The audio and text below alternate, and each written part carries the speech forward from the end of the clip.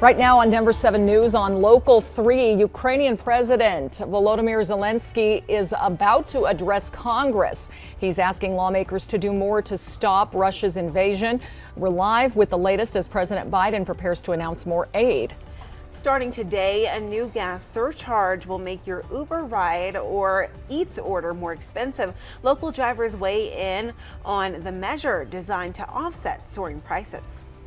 And the Broncos are set to officially introduce Russell Wilson as our new quarterback today. How the team is filling other big positions ahead of that announcement.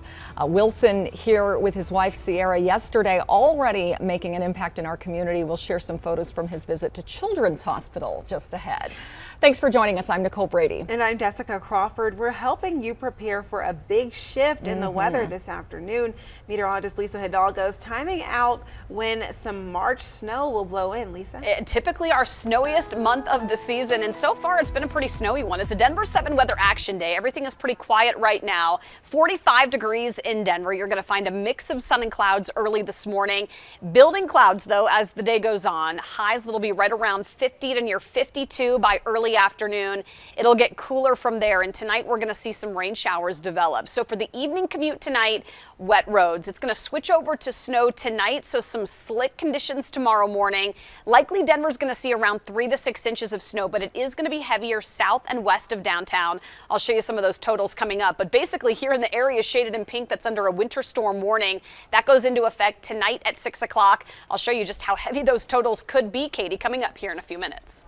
Yes, as Lisa was mentioning, wet roads expected tonight, some slick travel tomorrow, but even with dry roads across Metro Denver this morning, we have seen several crashes pop up here and there and a lot of volume on our roadways at this hour. Let's take you to the map. There's I-25 approaching 38th Avenue. We did have one crash blocking the left-hand lane at 38th. 225 continues to be slow and go for us from Parker Road, but a lot of accidents here around town. They have been moved off to the shoulder on 270 on eastbound I-70 as well. So not causing as many delays as what we saw earlier, but a long drive, some typical slowing here on westbound I-76, about 22 minutes from 104th Avenue to I-25. A previous crash right here on 120th northbound I-25 has moved off to the shoulder, but still some slow conditions through Thornton and North Glen and out to the mountains right now. Some easy driving east and westbound, but do anticipate the winter weather moving in later on tonight. Let's get back to that historic address now. Ukrainian President Volodymyr Zelensky will be speaking to Congress. He'll be doing so virtually.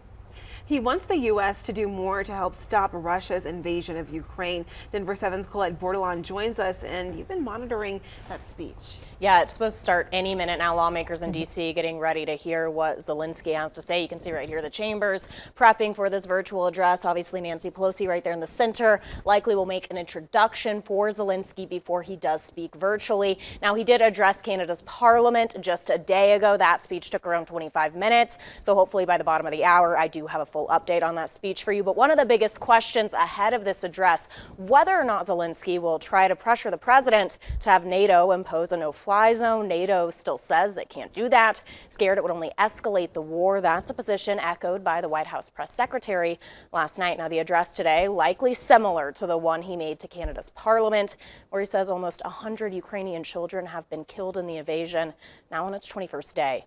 Now, Zelensky called on Canadians to imagine they were under attack. He might do the same for Americans, asking us to think of being one of those cities that's being bombed. The Pentagon says it is confused by his requests for more warplanes because the country's not often using the planes it's already has, but they are being very effective with the missiles provided by the U.S. and our allies. Now, Congressman Jason Crow from Colorado was on CNN this morning saying Ukraine wouldn't ask for weapons they're not using. He says everything being sent is defensive since they're not the aggressor. And let us say that we're going to stand up for democracy. We're going to stand up for freedom. We are not going to let autocracies and dictators take by force and destroy democracies. We're not going to do it. Let us take a stand and be bold. Crow, who's a veteran, wants to give Ukraine everything possible without sending American servicemen and women into harm's way. Now, you can see members of Congress now standing, actually applauding Zelensky, who is there virtually about to speak. I'm not sure if we can listen in just yet, if his audio is up yet. If we can, we're going to try and get that to you. Standing by right now for Zelensky.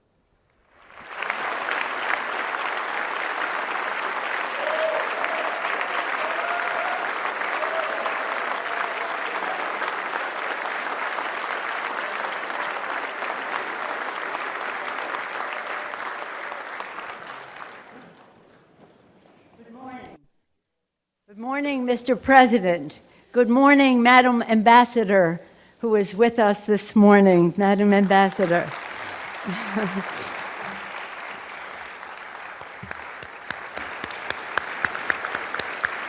Ambassador Makarova.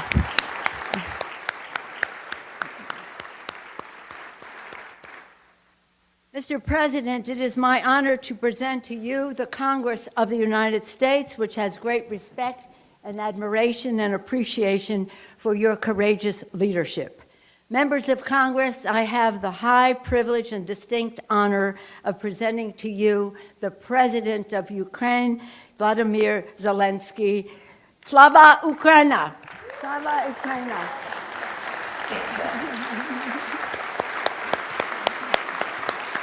Glory to heroes. My colleagues, Slava Ukraina! I'll be monitoring that entire address. I'll have an update for you at the half hour. If you want to go ahead and watch that speech in full, we're in a special report right now over on Denver 7. Live in the studio, Colette Bortle on Denver 7. Thank you, Colette. And President Biden, of course, watching this speech closely. He plans to speak at 9:45 our time this morning, and President Biden will announce $800 million in new military assistance to Ukraine. It includes anti-tank and anti-aircraft weapons. The funding is part of a nearly $14 billion aid package to Ukraine that was included in a government spending bill the president signed yesterday. Meanwhile, Russian rockets and missiles are still doing significant damage across Ukraine. Bombs are hitting residential neighborhoods, hospitals, and other civilian targets. Kyiv is under a mandatory curfew until tomorrow morning. A source tells ABC News the Russian onslaught could continue to intensify. The International Court of Justice will rule on Ukraine's allegations that Russia planned genocide. Ukraine filed the complaint shortly after the invasion began. Russia skipped a hearing last week about the allegations. If the International Court rules in favor of Ukraine, it could order Russia to stop its military activity and compensate Ukraine for damages. However, the court relies on the United Nations for enforcement, and Russia, as a member of the United Nations, can veto any actions.